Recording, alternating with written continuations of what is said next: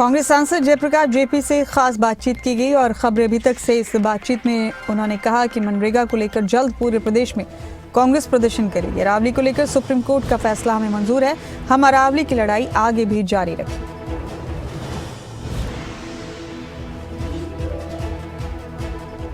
मनरेगा को लेकर एक बार फिर कांग्रेस पूरे देश में प्रदर्शन करेगी। हरियाणा में भी अलग अलग जिलों में प्रदर्शन देखने को मिलेगा। हमारे साथ कांग्रेस के वरिष्ठ नेता और हिसार से लोकसभा सांसद जयप्रकाश जी मौजूद हैं। सर, मनरेगा एक महत्वपूर्ण मुद्दा, इसको लेकर एक बार फिर से आप लोग पूरे देश में जा रहे हैं। हरियाणा में भी अलग अलग जिलों में प्रदर्शन देखने को मिलेगा, क्या रूपरेखा सर?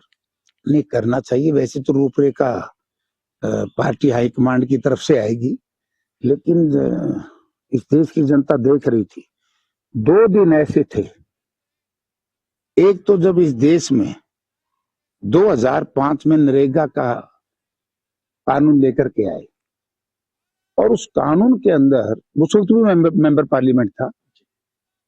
जब ये बिल पेश किया पार्लियामेंट में तो विपक्ष ने कहा कि वे स्टैंडिंग कमेटी को भेजो, बहुत महत्वपूर्ण बिल है, इस पर विस्तृत चर्चा होनी चाहिए। और उसी वक्त यूपीए चेयरपर्सन थी आदरणीय सोनिया गांधी जी और यूपीए के चीफ मिनिस्टर थे डॉक्टर मनमोहन सिंह। उन्होंने एकदम कहा कि ठीक है, स्टैंडिंग कमेटी, क्योंकि दुनिया में काम का अधिकार अगर पहली बार किसी देश ने दिया तो भारतवर्ष ने दिया और यूपीए गवर्नमेंट ने, कांग्रेस पार्टी। स्टैंडिंग कमेटी से जब आया और इसमें बहस हुई तो आप पुराना रिकॉर्ड निकाल कर देखो, सोनिया गांधी जी ने इसके ऊपर विस्तार से सारी बातें बताई, हम क्यों लेकर के आए। और अब जब दोबारा से इसको खत्म करने का प्रयास किया, महात्मा जी के नाम को बदलने करके जो नाम रखा है उसमें एक चीज बड़ी महत्वपूर्ण है, ना तो पूरा जीवीजी राम जी ना हिंदी में है वो जी, ना वो पूरा अंग्रेजी में है। इसको ध्यान से देखना, कहीं अंग्रेजी के शब्द है, कहीं हिंदी के शब्द है। इसका मतलब कि राम जी को लाओ, वो मर्यादा पुरुषोत्तम है, हमारे आदर्श हैं, लेकिन राम जी के नाम से इस तरीके से पूजनीय महात्मा गांधी जी के नाम को हटाना ये एक निंदनीय है।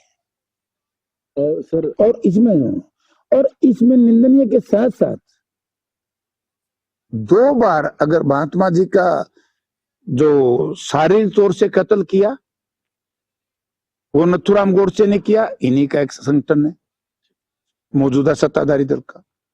और आज महात्मा जी के नाम का खात्मा करने का प्रयास जो किया वो भी जो आज के कृषि मंत्री हैं शिवराज सिंह चौहान जी ने किया। तो हो क्या रहा है देश में? मनरेगा का कानून तो ऐसा था, 100 दिन काम दो, अगर आपके पास काम नहीं है, जो पंजीकृत व्यक्ति है 100 दिन का घर बैठे उसको रोजगार दो, पूरी वेजी जाड़ी। और आज इसमें क्या कर दिया, सारा ही बदल दिया। हरियाणा की तो ऐसी बुरी हालत होगी, हमारे मौलाना साहब ने पूछा था, एमपी अम्बाड़ा ने पर्सन, कि शिवराज जी 8 लाख लोग पंजीकृत हुए, कितने लोगों को काम मिला है? केवल 2100 लोगों को।